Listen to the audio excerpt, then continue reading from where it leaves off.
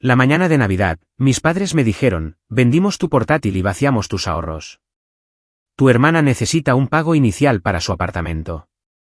Luego, papá me entregó un papel, firma como su garante o búscate otro sitio donde vivir. No discutí. Simplemente me fui. Al día siguiente, encontraron la nota que dejé, y ahora mi hermana está en pánico, mamá llama a todo el que conoce, y papá finalmente se dio cuenta de lo que había perdido. Todavía recuerdo el olor a canela y pino de aquella mañana. El tipo de aroma que normalmente significaba paz, risas y el tintineo de las tazas de café en la cocina. En cambio, se convirtió en el olor del día en que mi familia me rompió. Mi nombre es Nathan. Tengo 23 años, y llevaba 2 años ahorrando para poder irme por fin de casa de mis padres. Tenía un trabajo decente de técnico a distancia, un coche destartalado y un sueño sencillo. Mudarme a un pequeño apartamento, quizá adoptar un gato, y vivir sin tener que andar con pies de plomo. Pero mis padres, bueno, ellos siempre han tenido una definición diferente de lo que es la familia. Para ellos, significaba sacrificio. Mi sacrificio. Todo empezó con mi hermana, Lily.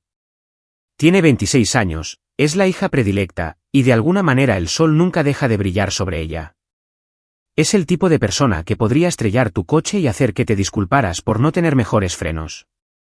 Durante nuestra infancia, todo giraba a su alrededor, su recital de ballet, sus intentos fallidos en la universidad, su próxima gran oportunidad. Solía bromear diciendo que mis padres no necesitaban un árbol genealógico, sino un foco de luz. Pero en el fondo, no era ninguna broma. Simplemente aceptaba mi papel, el chico tranquilo y fiable que nunca causaba problemas, nunca necesitaba ayuda, y tampoco la recibía nunca. Esta mañana de Navidad, me desperté con el sonido de sus voces en la cocina. Mamá tarareaba villancicos desafinados, como siempre, y la voz de papá tenía ese tono bajo y serio que usaba cada vez que iba a discutir algo importante.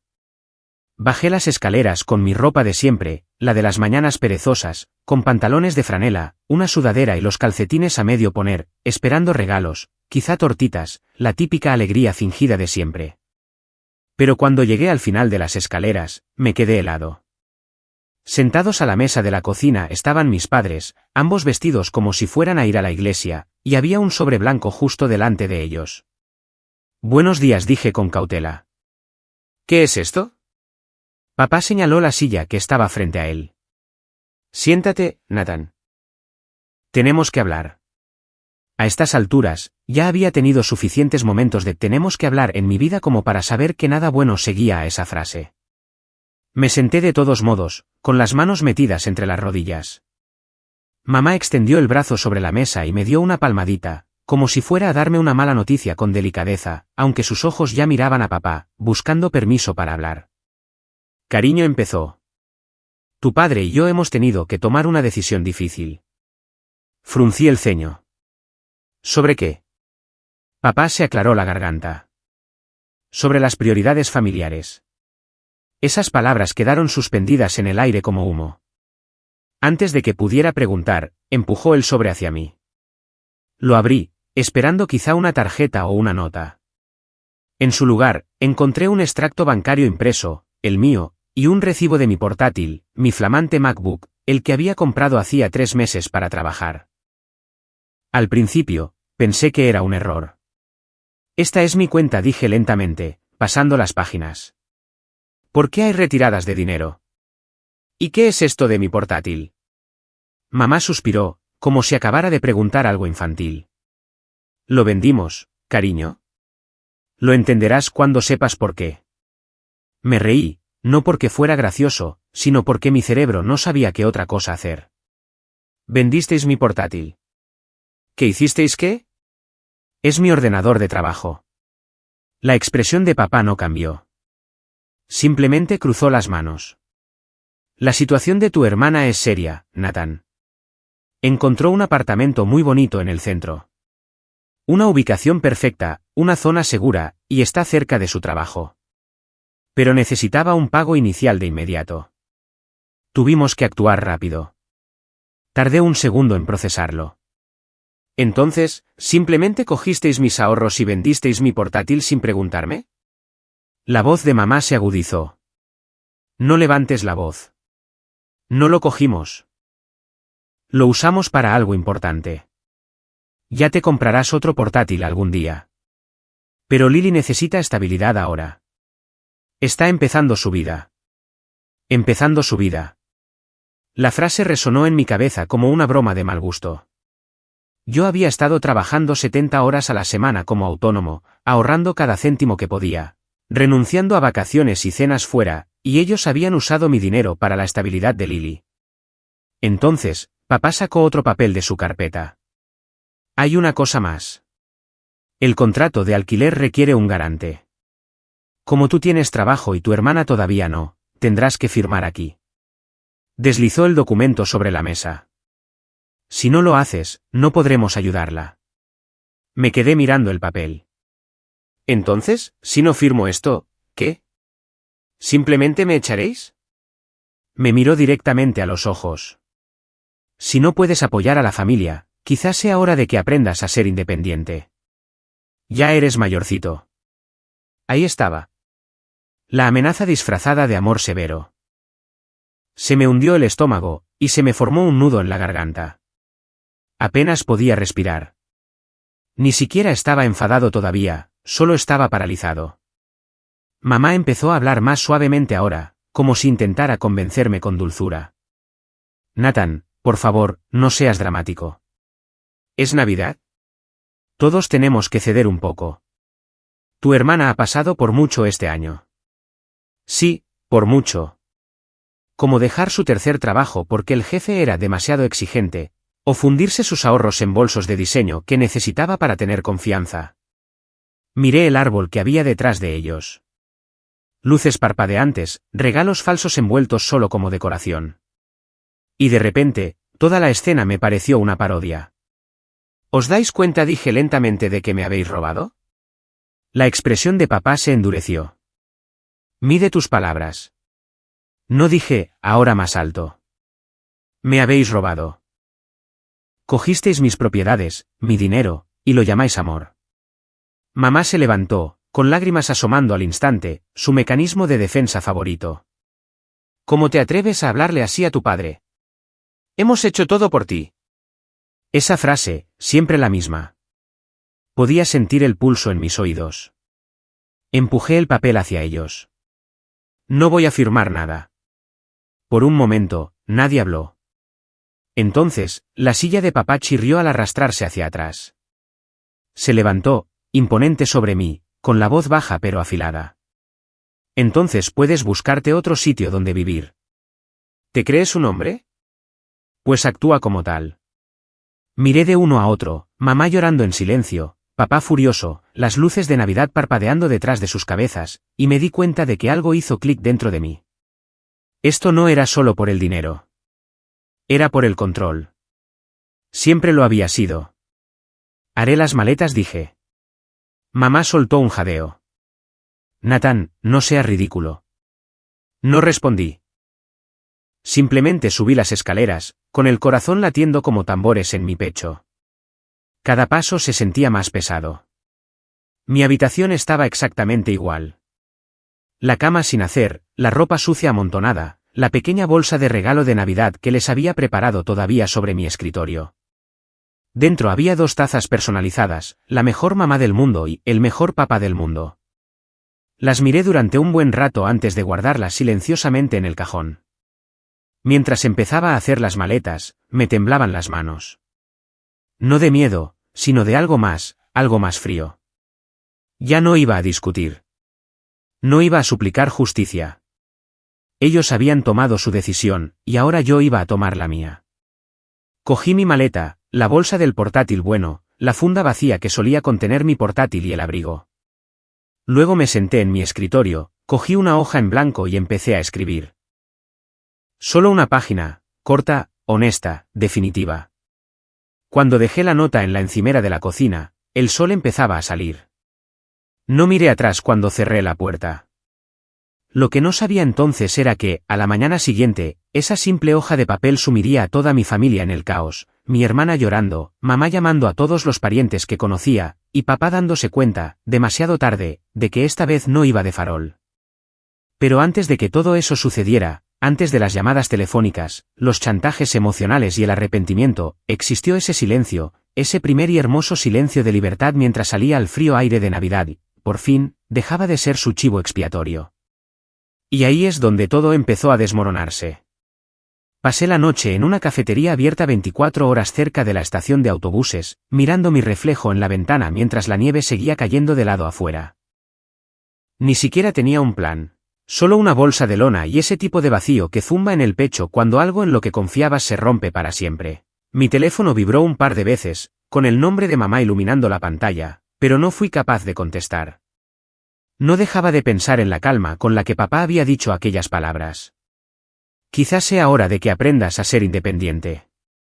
Lo había dicho como un castigo, pero sentado allí, con un café malo y tortitas baratas, me di cuenta de que, sin querer, me había dado permiso. A la mañana siguiente, mi viejo amigo de la universidad, Eric, respondió a mi mensaje. «Puedes quedarte aquí un tiempo», escribió. «El sofá no es gran cosa, pero es gratis». Eso fue suficiente. Cogí el primer autobús, aferrando mi bolsa como si contuviera mi vida entera, porque, en realidad, así era. De camino, revisé de nuevo mi aplicación bancaria, esperando que quizá hubiera habido algún error. Los números no mentían. Mi cuenta de ahorros había sido vaciada hasta casi cero. Cada depósito que había hecho en los últimos 2 años había desaparecido. Había trabajado en soporte técnico como autónomo, hecho turnos de noche, depurando código para startups que ya ni existían. Había comido fideos instantáneos durante semanas solo para alcanzar esa cifra. Ahora todo se había ido, reemplazado por una única retirada etiquetada como transferencia, ayuda familiar. Esa etiqueta me revolvió el estómago. El apartamento de Eric era pequeño, apenas una habitación, pero era silencioso, y ese silencio se sentía como oxígeno. No hizo demasiadas preguntas. Solo me lanzó una manta, murmuró algo sobre que los padres son complicados, y volvió a sus videojuegos. Se lo agradecí. Necesitaba silencio más que compasión. Pasaron unos días antes de que decidiera contactar con mi familia. No porque quisiera, sino porque no podía soportar el suspense. Le envié un mensaje a mamá primero. «Estoy bien. Por favor, no te preocupes». Respondió casi al instante. «¿Dónde estás? Tu padre está furioso. Vuelve a casa. ¿Podemos hablar?» No respondí. 1 hora después, otro mensaje. «Estás actuando como un niño, Nathan. Lily está llorando. Ella no pidió esto». Esa parte me dolió más de lo que esperaba. Sabía que Lily no era exactamente inocente, pero no pensé que estaría llorando porque me fuera. Quizá era culpa. Quise creerlo hasta que llegó el siguiente mensaje. Era de ella. «Hiciste llorar a mamá en Navidad. Lo sabes. Por un poco de dinero. Madura, Nate. Ya ganarás más». Yo necesitaba ese pago inicial. Ninguna disculpa, solo derecho a todo. Puro y simple. Empecé a escribir una respuesta, pero me detuve. ¿Qué sentido tenía? Borré el borrador, puse mi teléfono boca abajo y decidí entonces que el silencio sería mi arma. Durante la semana siguiente, mamá envió más mensajes.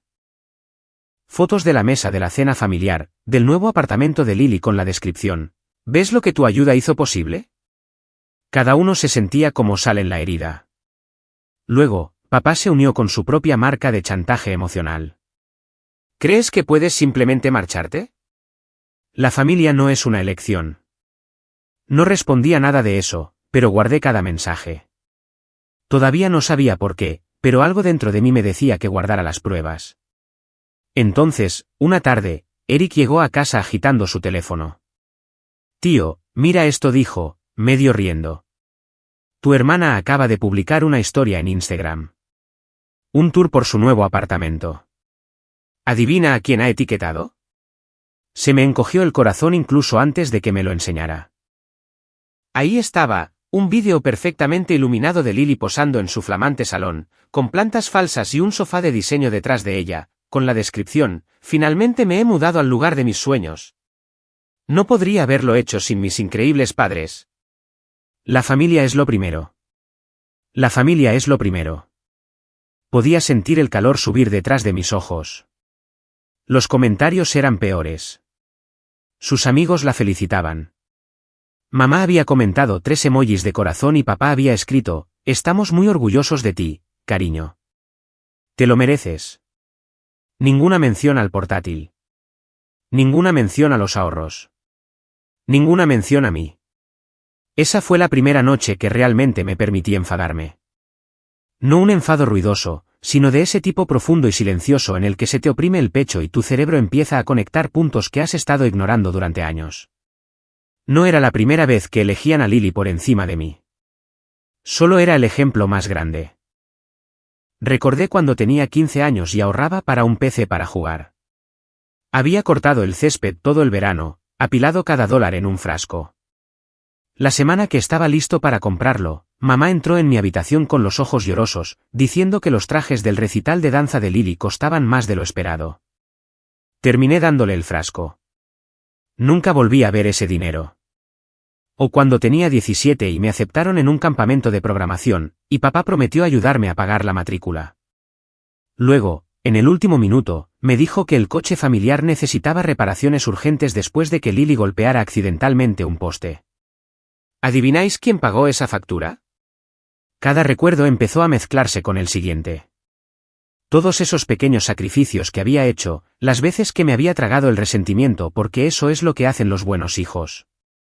De repente, me di cuenta de que no estaba enfadado por esta Navidad en concreto. Estaba enfadado por toda una vida de ser desechable. Al día siguiente, mamá llamó. Casi lo ignoro, pero la curiosidad pudo más. Cuando contesté, su voz estaba cubierta de esa preocupación azucarada con la que había crecido. Nathan, cariño, estamos muertos de preocupación. ¿Por qué nos estás castigando así? Me reí por lo bajo. ¿Castigándoos a vosotros? Vendisteis mi portátil. Estás exagerando, dijo rápidamente. Solo fue una solución temporal. Tu padre ya está buscando cómo reemplazarlo cuando las cosas se calmen. Sabes que la situación de Lily era urgente. Mamá, la interrumpí. ¿Te escuchas siquiera? Cogisteis mis ahorros sin preguntar. Eso no es una solución temporal. Eso es un robo. Su tono cambió inmediatamente de suplicante a cortante. No te atrevas a acusarnos de eso. Te hemos mantenido toda tu vida. Estás siendo un desagradecido. Ahí estaba de nuevo. El guión. Cada discusión siempre volvía a lo mucho que les debía. Podía sentir cómo se tensaba mi mandíbula. Creo que hemos terminado aquí, dije en voz baja y colgué. Esa noche, empecé a solicitar nuevos trabajos, mejores, fuera de la ciudad. Necesitaba distancia. Ni siquiera se lo dije a Eric, pero algo dentro de mí ya estaba tramando en silencio. No venganza, todavía no. Solo conciencia, una sensación de que si querían jugar a juegos de poder, yo también podía. Una semana después, recibí otra notificación de mi banco. Esta vez, no era una retirada. Era una alerta de verificación de crédito. Alguien había intentado abrir una nueva tarjeta de crédito a mi nombre.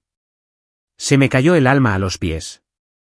Llamé al banco de inmediato y me lo confirmaron. La solicitud tenía mi dirección, la casa de mis padres. Ni siquiera necesité preguntar quién lo había hecho. Me quedé allí sentado, mirando la pared. No solo habían cogido mi dinero. Estaban intentando usar mi nombre. Llamé a casa esa noche y contestó papá. Te dijimos que no hicieras esto más difícil de lo necesario, dijo antes de que pudiera decir nada. ¿Qué pasa con la solicitud de la tarjeta de crédito?, pregunté secamente. Una pausa, luego un suspiro. Tu hermana necesitaba construir su historial crediticio para el apartamento. Pensamos que sería más fácil si usaba mi nombre sin preguntar, le corté. No le gustó ese tono. Cuidado con cómo me hablas. Hijo, estamos haciendo lo mejor para esta familia. Me reí amargamente. No, estáis haciendo lo mejor para Lily. Empezó a levantar la voz, pero colgué antes de que pudiera terminar. Mis manos temblaban de nuevo, pero esta vez no era miedo. Era una certeza lenta y creciente de que no podía permitir que esto siguiera sucediendo. Durante los días siguientes, empecé a reunir en silencio todo: correos electrónicos, extractos bancarios, mensajes de texto, capturas de pantalla de las publicaciones de mi hermana presumiendo de su nuevo comienzo. Aún no sabía qué haría con ello, pero sabía que necesitaba pruebas. Por una vez, yo iba a ser quien tuviera las cartas. Mientras tanto, mamá seguía llamando. Primero para suplicar, luego para culpar, después para acusar. Has avergonzado a esta familia, dijo en un mensaje de voz. Los amigos de tu hermana están haciendo preguntas. ¿Por qué nos haces esto? No respondí, pero por dentro, algo más frío se estaba formando. Esa misma noche, oí a Eric hablarle de mí a su novia. Es demasiado bueno, dijo. Su familia lo trata como a un felpudo. No se equivocaba, pero yo ya no iba a ser esa persona. Unos días después, Lily me envió un mensaje de la nada. Oye, ¿puedes pasarte por el piso nuevo? Mamá dijo que te dejaste algo importante en casa. Además, necesito tu ayuda con unos papeles. Mi primer instinto fue ignorarla, pero la curiosidad pudo más. ¿Qué papeles?, respondí. Envió una foto, una modificación del contrato de alquiler con mi nombre escrito pulcramente junto al suyo. El casero dijo que es solo un formalismo. ¿Puedes firmarlo hoy? Me quedé mirando la pantalla durante un buen rato, con el mismo calor subiendo por mi pecho que aquella mañana de Navidad. No era un formalismo. Era otra trampa. No respondí. En lugar de eso, me levanté, caminé hacia la ventana y miré la calle. Había empezado a nevar de nuevo. Suave y lentamente, cubriéndolo todo de silencio. En algún punto entre el sonido de la ciudad y mi propio latido, tomé una decisión. Esto no iba a terminar conmigo huyendo de nuevo. Me habían quitado mis ahorros, mi portátil, habían intentado usar mi nombre, y todavía esperaban mi obediencia. Pensaban que el silencio significaba rendición. Pero yo ya no era el hijo tranquilo y fiable. Estaba harto de ser su red de seguridad. Y la próxima vez que intentaran usarme, se iban a arrepentir. Lo que aún no sabía era que su siguiente movimiento llevaría todo más allá del punto de no retorno. Y que cuando llegara, implicaría algo mucho peor que dinero robado. Sería personal. Sería traición, pura y deliberada. Y estaba llegando antes de lo que pensaba. 2 semanas después, recibí una llamada de un número desconocido mientras estaba en el trabajo. Normalmente, la habría dejado pasar al buzón de voz, pero algo en mí, un instinto agudizado por todo el caos reciente, me hizo contestar. Hola, dije, manteniendo la voz baja. ¿Es usted Nathan Ross?, preguntó una mujer, con voz enérgica y profesional. Sí. ¿Quién llama? Soy Denise, de Grenil Autofinancing. Solo estamos confirmando su reciente solicitud de préstamo para un Audi A4 de 2017. Se me cortó la respiración. ¿Qué préstamo? Ella dudó. La solicitud se presentó bajo su nombre y número de seguridad social ayer. Solo necesito verificar algunos detalles antes de la aprobación. El resto de su frase se desvaneció en estática en mi mente.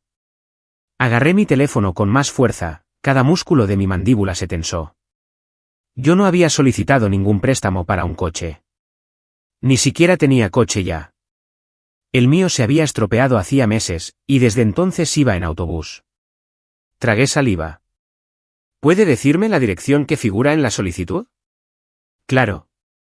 Un momento dijo, tecleando en el fondo. Figura como 92 Brookview Lane. La casa de mis padres. Le di las gracias, colgué y me quedé sentado un minuto entero, sin mirar a nada. El corazón me latía tan fuerte que dolía. Me sentía mareado, como si acabara de entrar en un mundo donde arriba y abajo ya no existían. Lo habían vuelto a hacer. Habían usado mi identidad, esta vez para el préstamo de un coche. Salí al frío, intentando respirar. El aire me quemaba los pulmones, pero me ayudó a no desmoronarme. Llamé al concesionario que figuraba en los papeles del préstamo, Grenil Motors, y pedí detalles. El gerente, un tipo llamado Rick, respondió. Sí, el Audi A4, ¿verdad? Un coche muy bonito. Ya lo recogisteis ayer. Me quedé helado. ¿Lo recogimos? ¿Quién? Le oí revolver papeles. A ver. Lily Ross. Debéis ser parientes, ¿eh? Dijo que su hermano la estaba ayudando con el papeleo. Terminé la llamada antes de que mi voz pudiera quebrarse. Mi hermana. Realmente lo había hecho. Me quedé allí un buen rato en el aparcamiento, con el teléfono todavía en la mano, mientras el viento invernal me azotaba la cara. Entonces me reí, una risa silenciosa, sin aliento, casi histérica. Por supuesto que lo había hecho. Por supuesto que iría un paso más allá. Cuando volví al apartamento de Eric, me echó un vistazo y dijo, «Tío, pareces haber visto un fantasma». Creo que mi hermana acaba de comprar un coche, dije, sentándome pesadamente en el sofá. A mi nombre. Parpadeó. Estás de broma. Le mostré el registro de llamadas, la información del concesionario, la confirmación del préstamo. Silbó en voz baja. Eso es otro nivel. Ni siquiera encontraba las palabras. Sentía algo entre la ira y el desamor, como si el último hilo de conexión familiar acabara de romperse. Esa noche, llamé a mamá. No más mensajes, no más ignorarla. Quería oír su voz cuando se lo dijera. Descolgó al segundo tono, su tono instantáneamente a la defensiva. Nathan, esperaba que finalmente llamaras. Llevas evitándonos demasiado tiempo. ¿Lily ha comprado un coche?, pregunté. Una pausa. Lo justo para confirmarlo todo. Bueno, dijo lentamente. Tu hermana necesitaba un transporte fiable para el trabajo. Ha estado pidiendo nuestro coche constantemente. ¿Y tu padre? No la interrumpí. No te atrevas a decirme que esto es para ayudarla. Usó mi nombre, mi crédito, mi identidad. Estás exagerando de nuevo, dijo, su voz agudizándose. Son solo papeles. Ella hará los pagos. Apenas lo notarás. Apenas lo notaré, casi grité. Habéis robado mis ahorros, mi portátil y ahora mi puntuación de crédito. Cuida tu tono, espetó, cambiando a su voz de regaño. Te educamos mejor que esto. La familia se ayuda mutuamente. Estás siendo un egoísta. Me reí, pero sonó hueco. No, mamá. La familia no se sirve a sí misma lo que quiere y lo llama amor. Antes de que pudiera responder, colgué. Mis manos temblaban de nuevo, esa tormenta familiar creciendo detrás de mis costillas.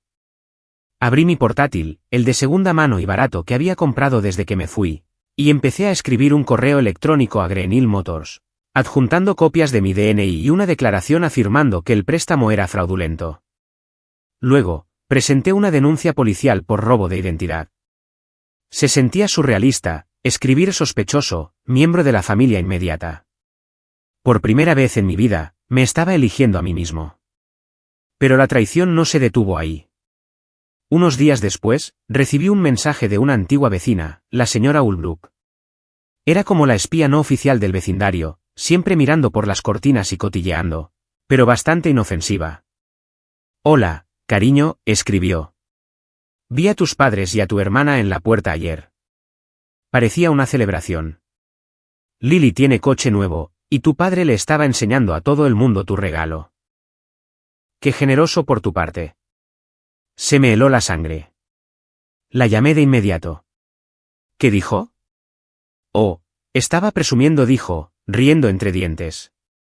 Les dijo a los vecinos que a su hijo le iba tan bien ahora, que le había comprado un coche a su hermana por sorpresa. Dijo que es bonito ver que devuelves a la familia el apoyo que te han dado todos estos años. Se me secó la garganta. Dijo eso palabra por palabra, querido. Cuando colgué, algo dentro de mí se rompió de verdad. No la rotura frágil y dolida.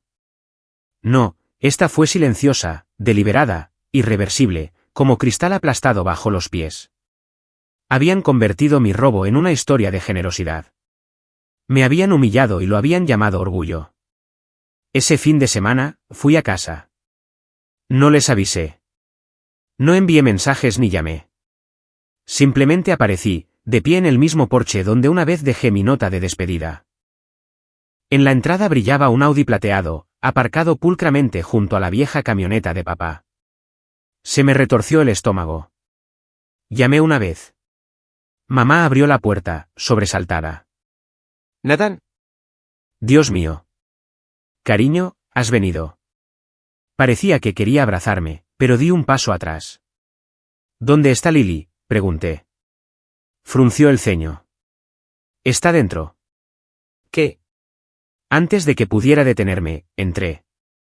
El salón estaba impecable, con las mismas decoraciones navideñas todavía puestas. Lily estaba sentada en el sofá, mirando su teléfono, con las piernas cruzadas.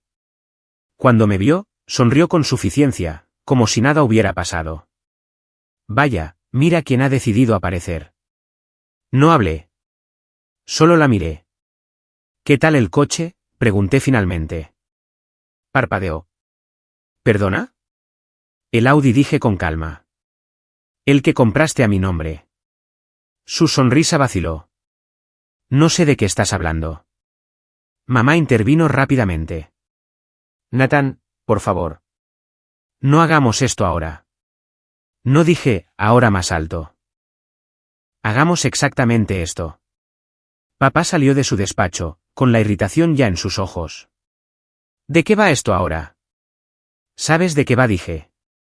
Vais presumiendo de ese coche por el vecindario como si yo se lo hubiera comprado. ¿Creéis que soy estúpido? Su voz bajó a ese familiar gruñido de advertencia. Baja el tono. No, dije de nuevo. Esta vez no. Me habéis robado. Habéis mentido sobre mí. Me habéis convertido en vuestro chivo expiatorio durante años. Estoy harto de fingir que esto es normal. Lily bufó, cruzando los brazos. Oh, vamos. Es solo un coche. Actúas como si te hubiéramos robado el alma o algo así. Me volví hacia ella, mi voz tranquila pero firme. De hecho, lo hicisteis. Os llevasteis todo lo que me hacía confiar en vosotros. Por un momento, nadie dijo nada. La tensión en la habitación era tan densa que se podía cortar con un cuchillo. Entonces papá dio un paso adelante. Tienes mucho valor viniendo aquí, acusando a tu familia. Lo hicimos todo por ti. Un techo sobre tu cabeza, comida en tu plato, ¿y así es como nos lo pagas? Arrastrándonos por el fango. Lo miré, realmente lo miré, al hombre al que había pasado toda mi vida intentando complacer. Y por primera vez, no vi autoridad. Vi a un matón escondiéndose detrás de la palabra padre. Respiré hondo. Podéis quedaros con el coche, dije finalmente. Pero la historia va a cambiar. Todo el mundo va a saber la verdad. Mamá jadeó, Nathan, no te atrevas, pero yo ya me dirigí a la puerta. No grité. No la cerré de un portazo. Simplemente salí, dejando sus rostros atónitos atrás. Fuera, el aire frío me golpeó como un botón de reinicio. Mi corazón martilleaba, pero me sentía más ligero. Habían cruzado la última línea. Y por una vez, yo no estaba indefenso. Pensaron que volvería a desaparecer en silencio. Pero esta vez, tenía pruebas. Tenía cada mensaje, cada extracto bancario, cada mentira documentada. Y en poco tiempo, el mundo entero iba a ver quiénes eran realmente. Aún no lo sabía, pero el siguiente paso, mi silencioso plan de ajuste de cuentas, iba a explotar de maneras que ninguno de nosotros podría haber predicho. Porque cuando finalmente decidí vengarme, no solo iba a limpiar mi nombre. Iba a asegurarme de que nunca volvieran a usar el mío. Cuando todo finalmente explotó, no sucedió en un único momento cinematográfico. Sucedió de maneras diminutas y agotadoras que me desgastaron hasta que ya no pude ocultar las grietas. El banco llamó por pagos atrasados en el préstamo fraudulento del coche. La compañía de tarjetas de crédito envió cartas educadas pero urgentes amenazando con acciones de cobro si el titular de la cuenta no respondía. Mi correo electrónico estaba lleno de alertas desconocidas, consultas de préstamos, intentos de verificación, correos de restablecimiento de contraseña para cuentas que no había abierto. Pasé noches encorvado sobre mi portátil en casa de Eric, sintiendo que intentaba mantener una casa en pie con cinta adhesiva y esfuerzo. Cada nueva notificación era otro clavo en el ataúd de la vida normal que creía tener. Tocar fondo no fue dramático. Fue una pila de facturas que no podía pagar porque las cuentas habían sido congeladas pendientes de investigaciones por fraude.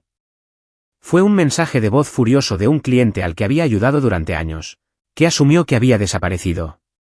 Y fue la lenta y humillante comprensión de que mis padres habían utilizado mi propia identidad como arma para apuntalar a su hija favorita. Recuerdo estar sentado en la acera frente a una tienda de conveniencia 24 horas, acunando un vaso de papel con un café que se había enfriado hacía mucho, y pensar por primera vez en mi vida que quizá no me quedaba nadie. Eso es lo crudo de tocar fondo. Clarifica las cosas. Despojado de ilusiones, hay una especie de honestidad brutal que se cuela. La negación se desvanece rápido cuando los acreedores llaman y tu nombre está en documentos que nunca firmaste. La compasión que esperabas que ablandara el corazón de tu familia se evapora cuando tu madre les dice a los amigos en la barbacoa del vecindario que te descarriaste. Empiezas a ver a las personas por lo que son, y empiezas a verte a ti mismo como algo más que alguien a quien usar. La primera semana después de confrontarlos, viví de sopa de lata, la buena voluntad de Eric y un pequeño trabajo freelance que podía manejar entre llamadas a departamentos de fraude y reuniones en la comisaría. Presentar las denuncias se sintió a la vez pequeño y monumental. Imprimí extractos bancarios, capturas de pantalla de las publicaciones de Lily, transcripciones de mensajes de voz, la documentación del concesionario y la solicitud de crédito con mi número de seguridad social. El funcionario de policía me miró con ojos cansados y selló el informe con una especie de finalidad burocrática. No resolvió nada de la noche a la mañana, pero al menos era un comienzo. Presenté disputas con los bancos, puse alertas de fraude y llamé a las principales agencias de crédito para congelar mis cuentas.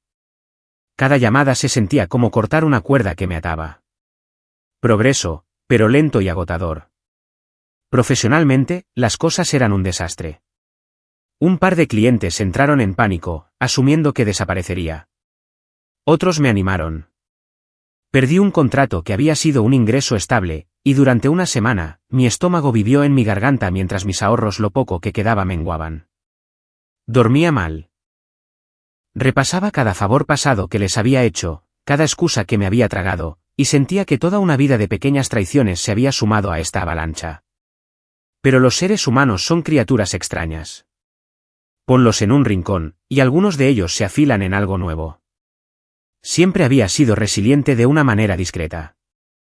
Ahora, la resiliencia tuvo un lavado de cara. En algún punto entre llamadas nocturnas a acreedores y un trabajo diurno ayudando a arreglar código para una pequeña startup, un plan lento comenzó a tomar forma en los rincones de mi cerebro. Empezó como supervivencia, conseguir un trabajo estable, arreglar mi crédito, limpiar mi nombre. Pero luego se transformó en algo más preciso y peligroso, volverme lo suficientemente fuerte como para que no pudieran tocarme de nuevo. No por venganza al principio, sino por autopreservación. Una vez que has sido victimizado por las personas que se supone que deben protegerte, la autopreservación empieza a saber a imperativo moral. El punto de inflexión fue sutil. Sucedió cuando solicité un trabajo remoto a través de una agencia de empleo temporal, y para mi sorpresa, conseguí una entrevista. El trabajo no era glamuroso migración de datos para una empresa mediana, pero pagaba de forma fiable, y lo que es crucial, me permitía trabajar desde cualquier lugar. Clavé la entrevista porque fui honesto sobre mi situación y la enmarqué como curiosidad y agallas en lugar de debilidad. Al gerente de contratación le gustó que fuera pragmático. En un mes, volví a tener un sueldo regular. Empecé a respirar. Con un ingreso estable, las cosas dejaron de sentirse como una caída libre. Alquilé un pequeño estudio en las afueras de la ciudad, pequeño pero mío, pagué el depósito de seguridad en efectivo y compré un portátil barato pero decente. Dormí en un colchón en el suelo durante unas semanas porque los muebles eran un lujo que aún no podía permitirme. Pero el lugar era silencioso, y ese silencio era su propio tipo de lujo. Creé 2 cuentas de correo electrónico, una para el trabajo y otra para todo lo demás. Abrí una nueva cuenta bancaria bajo la atenta mirada de un especialista en prevención de fraudes que me guió a través de protecciones adicionales. Aprendí, dolorosa y exhaustivamente, cómo neutralizar el acceso de otra persona a tu vida. Mientras construía el andamiaje para una nueva vida, sucedió algo más que me sorprendió. La gente empezó a darse cuenta, y no de la manera en que lo hacían mis padres. No con aplausos o simpatía ostentosa, sino con ayuda práctica. Denise de Grenil Autofinancing, irónicamente la misma mujer que me había llamado por el préstamo fraudulento, resultó ser una persona razonable cuando tuve 5 minutos para explicarle lo que había pasado. Organizó que el concesionario congelara cualquier cobro mientras el departamento de fraude completaba su investigación. La novia de Eric, Anna, a quien apenas conocía al principio, me presentó a un amigo que trabajaba en una organización sin ánimo de lucro que ayudaba a víctimas de robo de identidad. Me pusieron en contacto con un asistente legal que se ofreció a redactar cartas y guiarme a través de las disputas, por una fracción de lo que costaría un abogado privado. Quizá lo más crucial fue el nuevo respeto que obtuve de mí mismo. Por primera vez, dejé de disculparme por ocupar espacio. Respondí a llamadas telefónicas. Perseguía papeleo. Aprendí a hablar con los agentes de cobro como un negociador de trenes, tranquilo, metódico y sin dejarme avasallar. Era un trabajo aburrido. También era el tipo de heroísmo práctico que no da para películas dramáticas, pero que forja el carácter.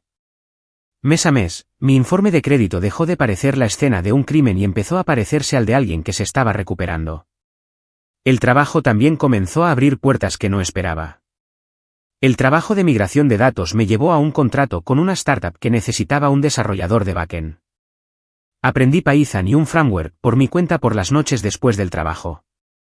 Mi maestra fue la necesidad. Mi mentor fue la documentación en foros oscuros. En 6 meses, estaba haciendo trabajo de backend freelance que pagaba el doble que el trabajo temporal. Pasaba las noches aprendiendo, los fines de semana construyendo un portafolio, y lentamente convertía ese impulso en estabilidad. El dinero, por primera vez en mucho tiempo, dejó de ser una bomba de relojería y se convirtió en una herramienta que podía usar deliberadamente. También hubo un ascenso emocional.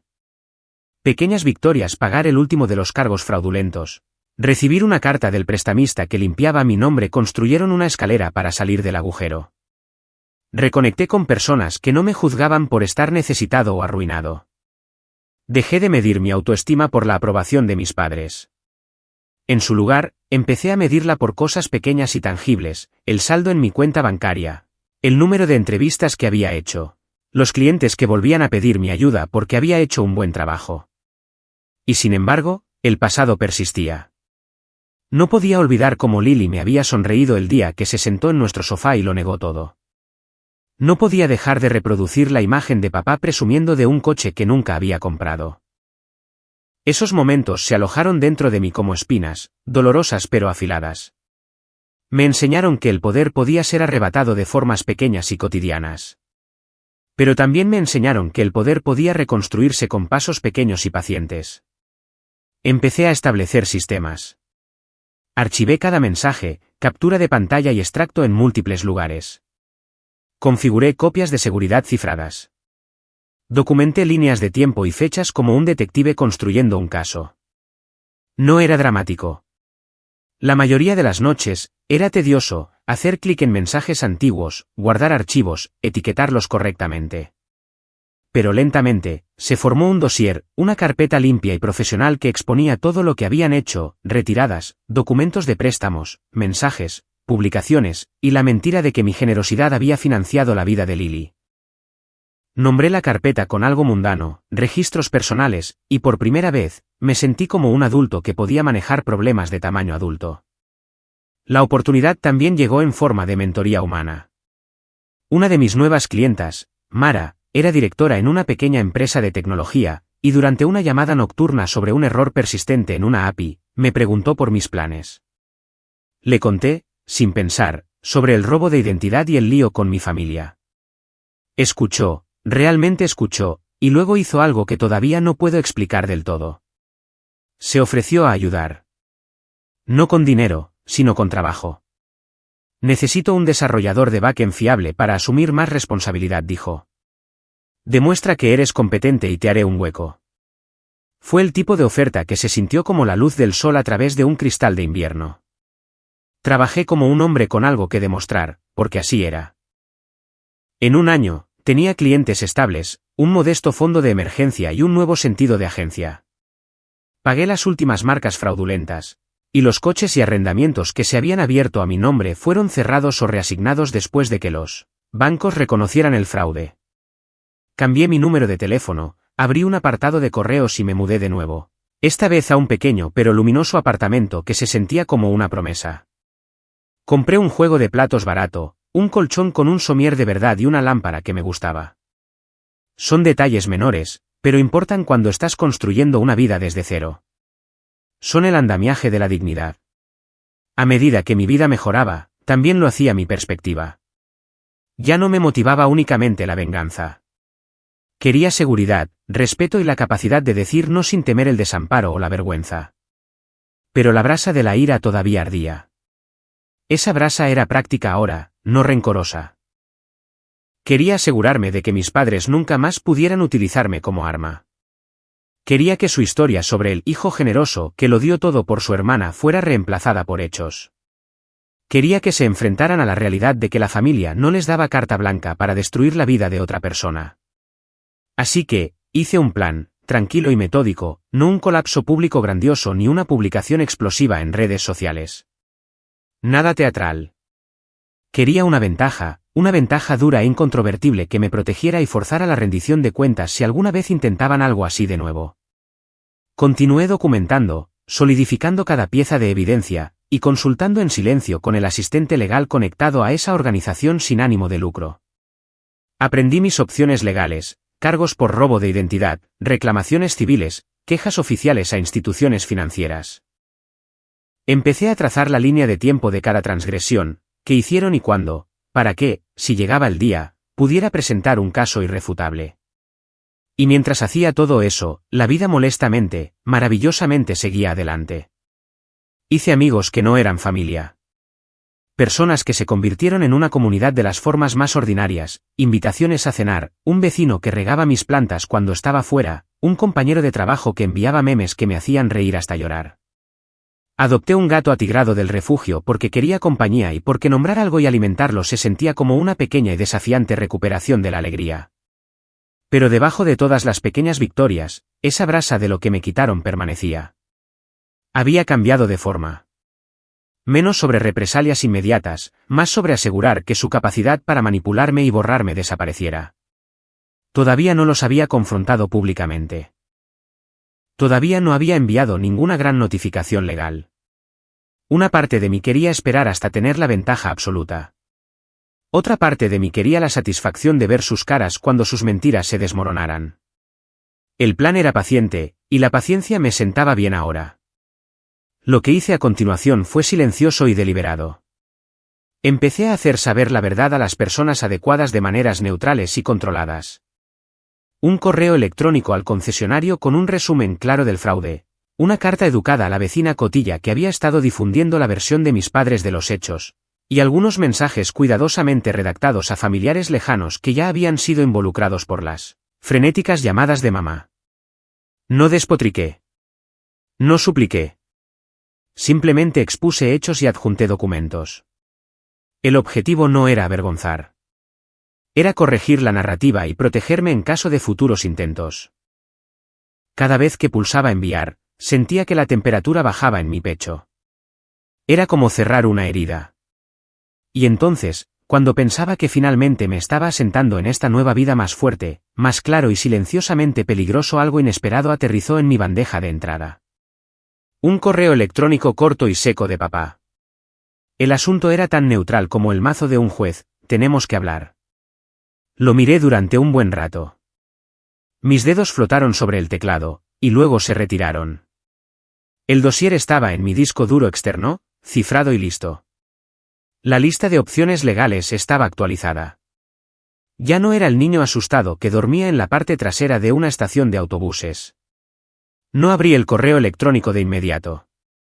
En su lugar, preparé café, alimenté al gato y caminé hacia mi ventana para ver la ciudad desplegarse. El mundo era ordinario. Gente apresurándose al trabajo, autobuses al ralentí, un paseador de perros que siempre insistía en dejar que el Beagle olisqueara cada farola. Lo ordinario se sentía como un milagro después del último año. Había reconstruido una vida a partir de fragmentos y clips. Me había convertido, en cierto modo, en mi propio garante. Y sin embargo, el correo electrónico pulsaba como un pequeño e inevitable tamborileo en el fondo de mi mente. Lo que viniera después requeriría una elección: alejarme por completo y dejarlos con sus mentiras, o enfrentarme y forzar la rendición de cuentas. Me había convertido en alguien que entendía mi propio valor. Sabía que podía sobrevivir solo, pero también sabía que algunas cosas no son sobre la supervivencia. Son sobre mantener un registro, sobre negarse a ser borrado. Así que, me senté y escribí una sola y cuidadosa frase. Sin ira, sin súplicas, sin bravuconadas. ¿Cuándo y dónde?, escribí, y luego pulsé enviar. Respondieron con una hora y un lugar. El domingo, dentro de 2 días, en la cafetería donde había dormido mi primera noche fuera de casa. Cerré mi portátil y solté un aliento que se sintió más como una decisión que como un alivio. No era imprudente. Aún no era vengativo. Estaba listo. Tenía una fuerza que no sabía que poseía. Y tenía un plan que no se basaría en la emoción, sino en los hechos. El ascenso había sido lento, aburrido y magnífico en su constancia. Tocar fondo me había enseñado a construir desde los escombros. Lo que viniera después, lo sabía, sería la prueba de si esa nueva estructura podría soportar algo más que el clima. Dormí mal esa noche, no por miedo, sino por anticipación. El día siguiente llevaba el peso de las posibilidades. No sabía exactamente cómo iría la confrontación. No sabía si las puertas se cerrarían de golpe o si finalmente obtendría la disculpa que no quería. Solo sabía que ya no sería la persona que recibía su manipulación. El domingo llegó como cualquier otro día, ordinario, frío y con un toque de olor a cebolla frita de la cafetería. Me até los zapatos lentamente. Revisé el dossier una última vez y salí por la puerta con la tranquila convicción de alguien que se había reconstruido a sí mismo ladrillo a ladrillo. Estaba listo para enfrentarlos. Cuando llegó el domingo, la cafetería olía a café quemado y a piel de naranja. El mismo lugar donde había dormido la primera noche que me fui de casa. Solo que ahora me sentaba en un reservado de esquina con una carpeta que parecía más pesada de lo que era. La cubierta de cuero ocultaba impresiones, correos electrónicos, extractos bancarios, formularios del concesionario y transcripciones de mensajes de voz. Lo había etiquetado todo y organizado como una caja de pruebas.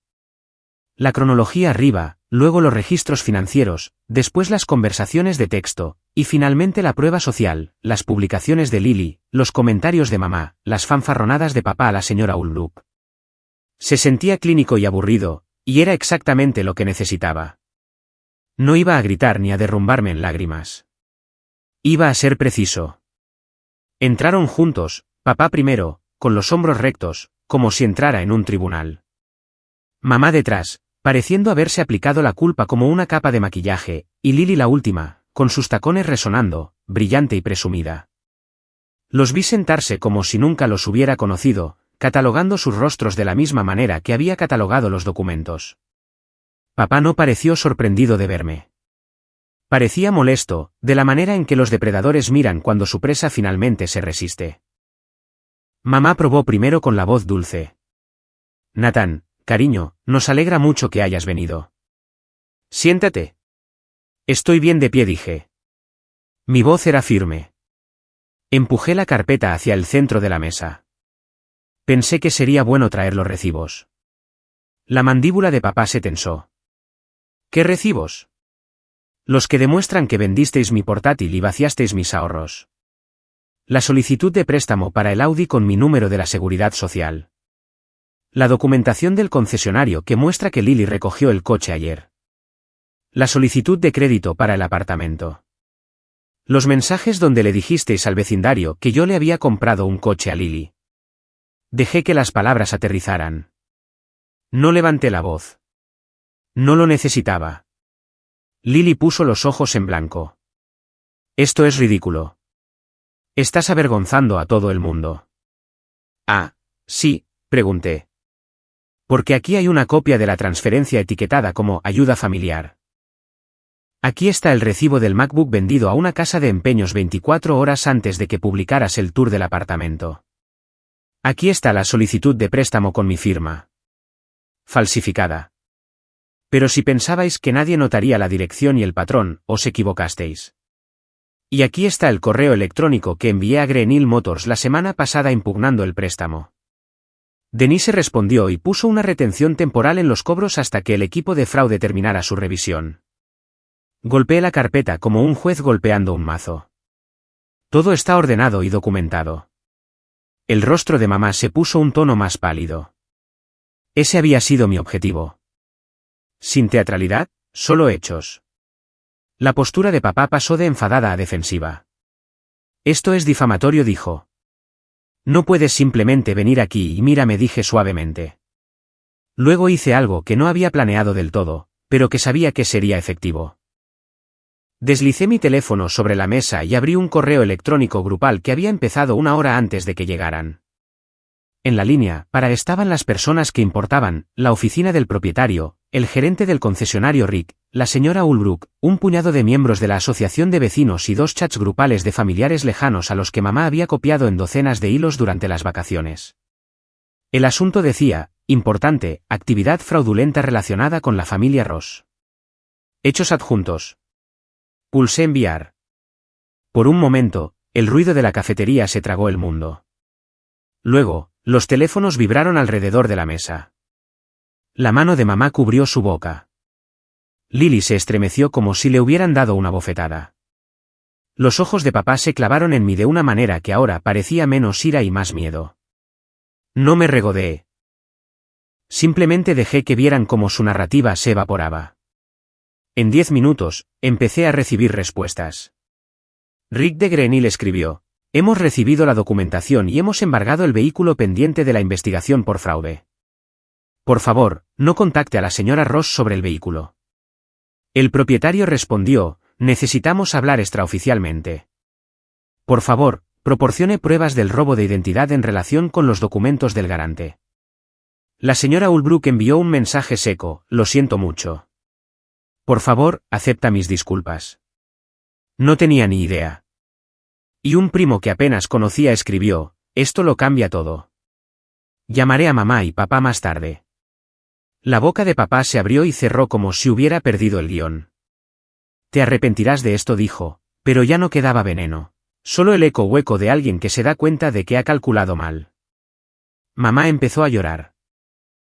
No las lágrimas ensayadas que había usado como arma antes, sino un miedo silencioso y que parecía sincero. Lily se levantó, su rostro enrojeciendo de una manera terrible, y por primera vez ese año, vi pánico en sus ojos. Nos has hecho parecer criminales, siseó. Te estábamos ayudando. Tú te hiciste parecer una criminal, respondí. Usaste mi identidad. Vendiste mis cosas y lo llamaste un regalo. Presumiste de ello. Ahora, la gente que importa está escuchando hechos en lugar de historias. La recompensa no fue una explosión. Fue un desmoronamiento limpio y clínico.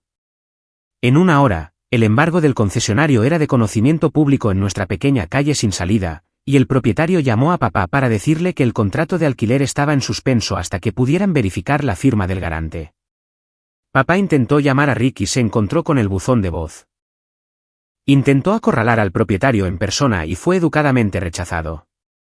Su rostro, generalmente tan cuidadosamente compuesto, se derrumbó en confusión. Para el final de la tarde, mi bandeja de entrada estaba llena de nuevos aliados.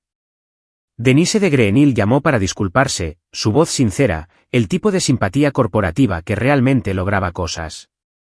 Los asistentes legales de la organización sin ánimo de lucro enviaron los siguientes pasos: una declaración jurada formal, cartas a las agencias de crédito, un plan para reclamaciones civiles si los bancos se negaban a rectificar el daño. Mara, que se había convertido en una mentora inesperada, me envió un mensaje: hiciste lo correcto. Si quieres, puedo ponerte en un proyecto que necesita un desarrollador principal. Paga bien y cubrirá las horas legales como contingencia. Casi lloro al leer eso, no por el dinero, sino porque por primera vez, sentí que alguien me respaldaba sin querer nada a cambio. Los vecinos que una vez habían asentido ante la generosidad de papá comenzaron a darme miradas compasivas. Algunos se ofrecieron a testificar sobre las fanfarronadas de papá en cualquier audiencia. El primo que había estado alimentando el cotilleo envió un mensaje privado. Lo siento mucho. Si necesitas algo, dime la verdad. Te apoyaré. Ese último importó más de lo que esperaba.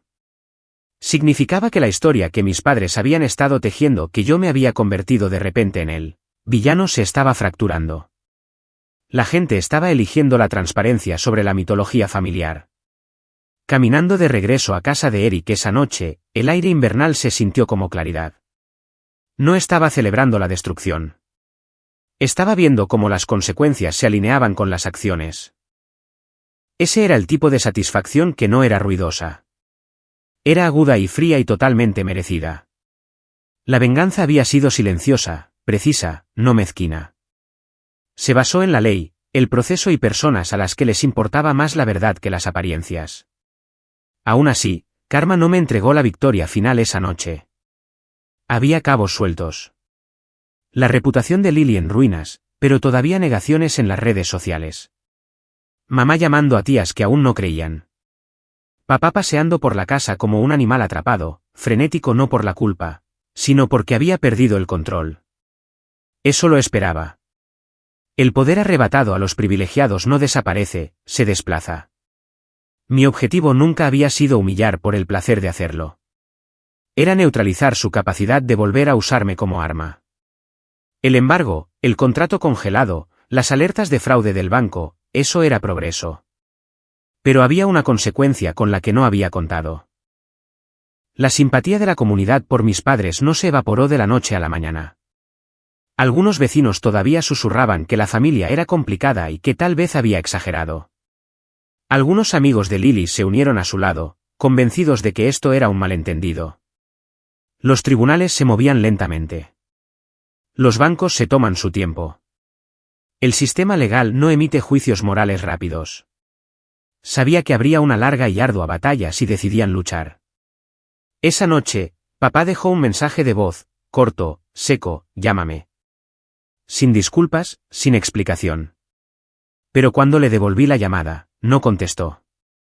Le dejé un mensaje en su lugar. Sin súplicas, sin amenazas. Discutiremos esto en los tribunales si es necesario. Hasta entonces, déjame fuera de tu vida. Luego subí una copia de la denuncia policial a mi nube y le envié un correo electrónico al asistente legal. Proceda cuando pueda. Lily me envió un mensaje a las 2 de la madrugada, el pánico en cada palabra. Nate, por favor. No sabía que iba a llegar tan lejos. Mamá está llorando. Papá dice que esto es culpa tuya. Tengo miedo. No respondí de inmediato. Me senté en el borde de mi cama y miré la carpeta en mi portátil. La misma carpeta que se había sentido tan pesada esa mañana. La venganza se había ejecutado. Tranquila, inteligente y con aliados que importaban. El Audi desaparecido. El contrato congelado. Sus historias resquebrajándose. La gente que una vez se había reído cuando surgía mi nombre, de repente estaba leyendo documentos en lugar de escuchar propaganda. Pero la recompensa también me mostró una realidad que no había querido admitir. Romper su control significaba que contraatacarían de otras maneras, menos visibles pero quizás más insidiosas. Podrían desenterrar viejos secretos. Podrían intentar pintarme como inestable, o podrían usar la simpatía como arma para reunir a parientes que aún no habían visto los documentos. No era ingenuo. Los vacíos de poder atraen otros juegos, así que me preparé para la siguiente fase. Actualicé mi carpeta de pruebas con los nuevos correos electrónicos y la confirmación del concesionario. Le envié un mensaje a Denise para agradecerle y le pregunté si podía ponerme en contacto con el gerente del departamento de fraude. Respondí a la oferta de Mara y acepté el papel de líder. Un ingreso estable significaría que podría contratar a un abogado sin preocuparme por la ruina inmediata. Le envié un mensaje al primo y le pregunté si estaría dispuesto a unirse a una reunión familiar, pública, mediada y con un testigo independiente. La idea no era humillar más. Era asegurarse de que hubiera un registro, un espacio neutral donde la verdad importara. Alrededor del amanecer, mientras la ciudad bostezaba para despertar, papá volvió a llamar. Esta vez, contesté. Su voz era pequeña, despojada de la actuación que había conocido toda mi vida. Tenemos que hablar, dijo simplemente. Sin amenazas, sin teatralidad, solo la frase de un hombre cansado. Cerré los ojos y pensé en todo lo que había perdido y todo lo que había construido. Pensé en el pequeño gato perezoso en la ventana, en la lámpara del apartamento que me gustaba, en los clientes que confiaban en mí, y en el mensaje de Mara que se había sentido como una mano extendiéndose en la oscuridad. También pensé en la forma en que papá había mirado cuando los correos electrónicos comenzaron a zumbar, como una marioneta a la que alguien más le había cortado los hilos. De acuerdo, dije finalmente. Hablaremos con un mediador y con abogados. Hubo un largo silencio al otro lado. Luego, más suave de lo que nunca lo había oído, papá dijo, no quiero que esto llegue a los tribunales. Yo tampoco, dije. Pero no voy a volver a ser lo que me hicisteis. Nunca más. No respondió. Pude oír el teléfono apretado contra su oreja mientras pensaba. Terminé la llamada y miré las luces del amanecer derramándose sobre mi escritorio. La venganza había funcionado. Inteligente, tranquila y satisfactoria. Pero no había sido el final. Fue un comienzo. En la quietud posterior, me di cuenta de que la victoria más importante no era el Audi ni el contrato congelado. Era que había encontrado a personas que apoyarían los hechos en lugar de las historias familiares, que podía mantenerme por mí mismo, y que tenía el coraje de dejar de ser borrado. También entendí la frágil verdad del poder. Cambia, corroe y exige vigilancia. Les había quitado la capacidad de saquearme casualmente. Ahora tenía que asegurarme de que no pudieran reescribir la historia ni arruinar mi futuro con un sabotaje astuto y sostenido. La victoria del domingo había cambiado el campo de juego. Me sentía más firme, más inteligente y extrañamente frío. Y sabía que la verdadera batalla apenas comenzaba. Los próximos movimientos serían menos sobre exponer y más sobre proteger. Pero esta noche, por primera vez en años, dormí sin despertarme en pánico. Y en algún lugar de la casa que todavía llamaban nuestra familia, papá se sentó en el tenue salón, y por primera vez en mucho tiempo, se preguntó cuál de sus elecciones se vería obligado a explicar en público. No sabía qué decidiría a continuación. Solo sabía que ya no iba a ser la opción pasiva en la historia de su vida. El próximo capítulo requeriría paciencia, ley y personas que entendieran cómo hacer que el poder rindiera cuentas. Cerré mi portátil y dejé que el silencio se extendiera. La venganza había sido ordenada y decisiva. La guerra era diferente. Sería más larga, y exigiría todo lo que había reconstruido en silencio. Pero por primera vez, sentí que tenía el mapa. Las consecuencias llegaron más lentamente que la venganza misma. No estallaron en llamas. Se extendieron como escarcha sobre todo lo que habían construido sobre mentiras. Un día, una llamada, un silencio a la vez. Las primeras grietas aparecieron la semana después de esa reunión en la cafetería. El concesionario embargó formalmente el Audi, a plena luz del día, con grúa y todo, frente a los vecinos que una vez habían creído la historia de mis padres sobre el hijo generoso. Al conductor no le importó la discreción. Simplemente retrocedió en la entrada, con el cabrestante chirriando, y subió el coche con toda la indiferencia de alguien que hace su 10º trabajo del día. Papá salió gritando sobre errores y malentendidos, pero el propio Rick estaba allí esta vez, con un portapapeles en la mano, tranquilo y educado. Señor, dijo, lo suficientemente alto para que todos los cercanos lo oyeran. Hemos confirmado un fraude de identidad relacionado con esta compra.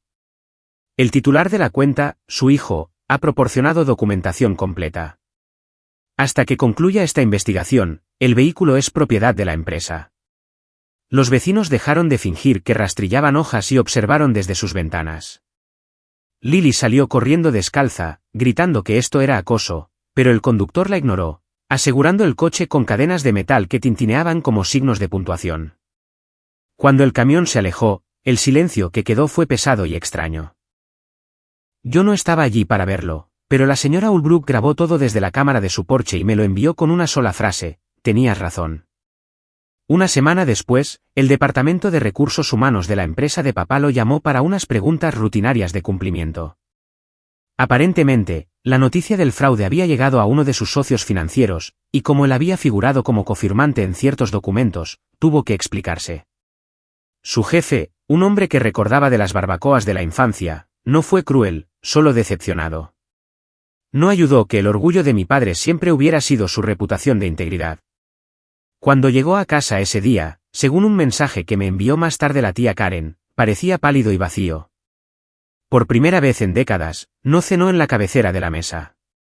Mamá, mientras tanto, vio cómo su círculo social se evaporaba. Los mismos vecinos que solían adular las publicaciones de decoración de su casa dejaron de comentar. Las señoras de la iglesia que una vez adoraron su personaje de madre devota, comenzaron a mantener la distancia en silencio. Intentó organizar su brunch anual del vecindario, pero solo aparecieron 2 personas, ambas incómodas y marchándose temprano. Me envió 3 mensajes de texto esa semana, cada uno más corto que el anterior. Por favor, Nathan, ¿podemos arreglar esto? Lo has arruinado todo. Solo quería que nuestra familia permaneciera unida. No respondía ninguno. Había aprendido que el silencio podía ser su propio veredicto. Lily, sin embargo, fue la que se desmoronó más rápido. El contrato de alquiler del apartamento se vino abajo una vez que el propietario confirmó que la firma del garante era falsa. Le dieron 30 días para desalojar. El pago inicial que había hecho con mi dinero robado había sido confiscado como prueba en el caso de fraude. Los amigos a los que presumía en las redes sociales la ignoraron de la noche a la mañana cuando circularon las capturas de pantalla que mostraban sus mentiras. Alguien incluso dejó un comentario en su última publicación: supongo que tu hermano no te compró ese coche después de todo. Eliminó su Instagram un día después. Pero la señal más reveladora de las consecuencias no fue lo que les pasó a ellos. Fue como se volvieron unos contra otros. Mamá culpó a papá por manejarlo mal. Papá culpó a Lily por ser descuidada. Lily los culpó a ambos por arruinarle la vida. Por primera vez en mi vida, todos estaban luchando entre sí en lugar de unirse contra mí. La tía Karen me contó tomando un café una mañana que había escuchado a mamá sollozarle. Solo quería ayudar a Lily a empezar. La respuesta de Karen había sido despiadadamente simple. Destruiste a un hijo para salvar a otro. Eso no es ser padres. Eso es un robo. Fue extraño escuchar eso de otra persona. Había pasado tanto tiempo preguntándome si estaba loco por sentirme traicionado. Ahora, otras personas lo decían en voz alta. La mitología familiar se había resquebrajado. No presioné mucho el lado legal al principio, pero cuando la investigación por fraude concluyó, los resultados fueron decisivos. Los bancos limpiaron mi historial por completo. Greenhill Motors cerró el préstamo fraudulento y envió una carta confirmando que el señor Nathan Ross no es responsable de ninguna deuda incurrida bajo su nombre entre el 22 de diciembre y el 3 de enero. Ese trozo de papel fue mi absolución. Lo enmarqué. Luego vino el caso civil. El asistente legal de la organización sin ánimo de lucro me puso en contacto con un joven abogado llamado Samir que se especializaba en disputas financieras. Echó un vistazo al archivo que había construido los documentos, mensajes, recibos y dijo: ya has hecho la mitad de mi trabajo. Presentamos una demanda de reclamo menor contra mis padres y Lily conjuntamente por los ahorros robados y el valor del portátil. No era una cantidad masiva, alrededor de $14,000 en total, pero no se trataba del dinero. Se trataba de consecuencias registradas. El día del juicio fue surrealista. Verlos allí sentados en la mesa de la defensa fue como ver una obra de teatro sobre extraños que se parecían vagamente a personas que solía conocer. Mamá parecía frágil, papá rígido, Lily furiosa. Intentaron argumentar que era un malentendido familiar, que yo había consentido verbalmente, pero el juez no se lo creyó. El rastro de papel era demasiado limpio. La voz del juez fue seca cuando dijo: las familias no están exentas de responsabilidad bajo la ley financiera. Les ordenó devolver el importe total más las costas en un plazo de 6 meses. Fue una victoria silenciosa, pero en su silencio yacía toda la satisfacción que necesitaba. Después, fuera del juzgado, papá me detuvo. Por un momento, parecía menos el hombre que había dominado cada habitación en la que entraba, y más un hombre que había envejecido 10 años de la noche a la mañana. Nathan dijo en voz baja: podrías haber manejado esto en privado. Lo intenté, dije. Lo llamasteis falta de respeto. Exhaló por la nariz, un sonido lento y quebrado. Has avergonzado a tu propia sangre. No repliqué. Eso lo hicisteis vosotros mismos. Yo solo encendí las luces. Mamá no habló. Miraba el pavimento, agarrando su bolso como si fuera lo último que poseía. Lily no me miró a los ojos en absoluto. Solo murmuró algo sobre que todo el mundo se volvía en su contra y caminó sola hacia el aparcamiento. Sí pagaron la sentencia. Finalmente, recibí un cheque de caja por correo. Sin nota, sin disculpa. Lo deposité sin una palabra. Para entonces, el daño ya estaba hecho. No a mi crédito, no a mis finanzas, sino a la ilusión de que alguna vez habían sido mi red de seguridad. Ya no era su hijo. Era un espejo en el que no podían mirarse sin estremecerse. Pasaron los meses, cambiaron las estaciones. La historia se desvaneció del cotilleo local a un recuerdo lejano. Mi trabajo floreció. Había aceptado la oferta de Mara y me había unido a su empresa a tiempo completo como líder de proyecto. Gestionaba un pequeño equipo de desarrolladores y aprendí a equilibrar la empatía con la autoridad, lecciones que mi padre nunca dominó. Eric y Anna se convirtieron en mi familia en el sentido práctico, del tipo que te trae sopa cuando estás enfermo y se acuerda de tu cumpleaños. Adopté un segundo gato. Mi apartamento se llenó de pequeñas y deliberadas comodidades, libros, plantas, luz del sol y silencio. De vez en cuando, la curiosidad me podía, y comprobaba en silencio cómo estaba mi familia. Papá había sido degradado después de la investigación de RRHH. Todavía trabajaba en la empresa, pero sin autoridad gerencial. Mamá empezó a vender ropa vintage en línea bajo un seudónimo, su intento, supongo, de reconstruir el orgullo. Lily se mudó a un apartamento más barato a 2 pueblos de distancia, trabajando como recepcionista en algún lugar. No estaban en la indigencia, pero el brillo se había ido. Su mundo se había encogido. Una tarde de verano, casi un año después de que todo comenzara, recibí una carta por correo. Sin remitente, pero reconocí al instante la letra de mamá. Dentro había una sola hoja de papel. Nathan, no sé cómo empezar esto. Lo he intentado 100 veces. Todo lo que pasó estuvo mal. Fuimos demasiado lejos y no puedo cambiarlo. Tu padre no habla de ello, pero veo lo que le ha hecho. Lily apenas nos visita. Creo que rompimos la familia intentando mantenerla unida. No espero perdón. Solo quería que supieras que ahora lo vemos. Espero que seas feliz. Mamá. Me quedé sentado un buen rato, leyéndola una y otra vez. No deshacía nada, pero era lo más parecido a una rendición de cuentas que esperaba obtener de ella. La doblé con cuidado, la guardé en la misma carpeta que la carta del juzgado y cerré el cajón. La historia estaba completa. Meses después, durante la primera nevada real del siguiente invierno, pasé por la casa de mis padres. Las decoraciones navideñas todavía estaban puestas, pero más tenues. La mitad de las luces estaban fundidas. La corona, una vez grandiosa, estaba descolorida. A través de la ventana delantera, vi a papá sentado solo en su sillón, con la cabeza entre las manos, la televisión parpadeando en azul sobre su rostro. Mamá pasó por detrás de él, llevando ropa sucia. Sin risas, sin música, solo el zumbido silencioso de una familia que finalmente se había quedado sin ilusiones. No fui a la puerta. Solo me quedé allí un momento, con la nieve acumulándose en mi abrigo, recordando aquella mañana de hace un año cuando me dijeron que habían vendido mi portátil y vaciado mis ahorros para la familia. Ese momento había puesto fin a una versión de mí y había iniciado otra. Me di la vuelta para irme, sin sentir odio, ni triunfo, solo una limpia quietud. Ahora tenía mi propio hogar, mi propia familia elegida, y una vida que ellos ya no tenían el poder de tocar. Mientras me alejaba, eché un último vistazo a la casa donde había crecido. Por primera vez, no se sentía como un hogar o una prisión. Simplemente parecía un edificio que pertenecía a otra persona. Y con eso, susurré las únicas palabras que parecían correctas, llevadas por el viento frío mientras entraba en la calle iluminada por la nieve. Me enseñasteis todo lo que necesitaba saber, mostrándome en qué no convertirme.